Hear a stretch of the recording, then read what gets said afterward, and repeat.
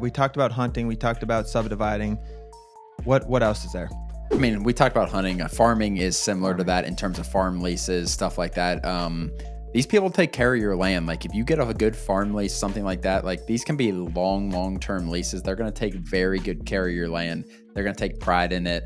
A lot of times they'll pay the taxes as well.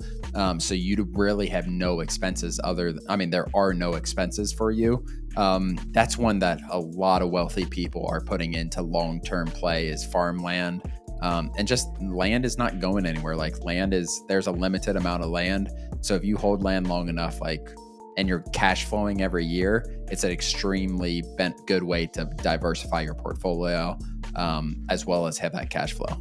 You know, a really niche one I've seen, Ron, it was properties with water features and specifically waterfall on it and they would take it and then sell it to like campgrounds and different adventure type of places as well. They were looking for like small waterfall featured, and I think it was up in like North Georgia specifically, Ron, but that was one I've seen multiple times. That is very odd to think about, but that's such a specific thing. It's not a weird question, but it's just like such a specific thing that they're looking for, and they're trying to get it at a good deal, I'm sure.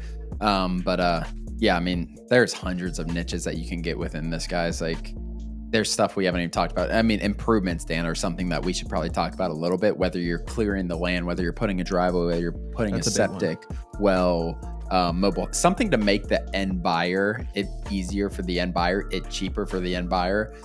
If you're doing that, it's going to be a ton of added value.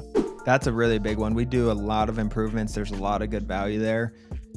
Is it a niche? Yeah, I think in a way, especially if you start getting into different like septic, perk tests, things like that, especially if you have small land, like the perk test on small properties, I feel like in these just minor improvements, maybe like you have an engineer, write up or draft a document showing where the building's going to go and some of the other features where septic's going to go, things like that. Like these minor improvements, clearing out some area, clearing out a road, putting a road in, whatever it is, improvements are really, really good. Another one that we don't talk about a lot, that's one of the biggest niches in the whole land niches in the whole world, is mineral rights. And we don't get into that a lot, but mineral rights that is a massive industry in the oil industry, Ron, and also just, different industries along, like in Pennsylvania, this is big.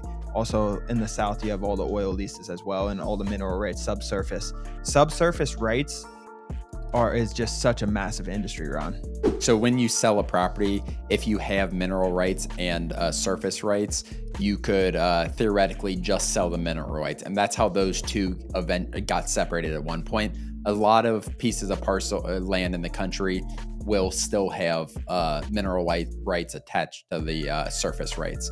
But that being said, like you get into Texas, you get into Oklahoma, Colorado with big oil industries, and there's a lot of value in the subsurface rights.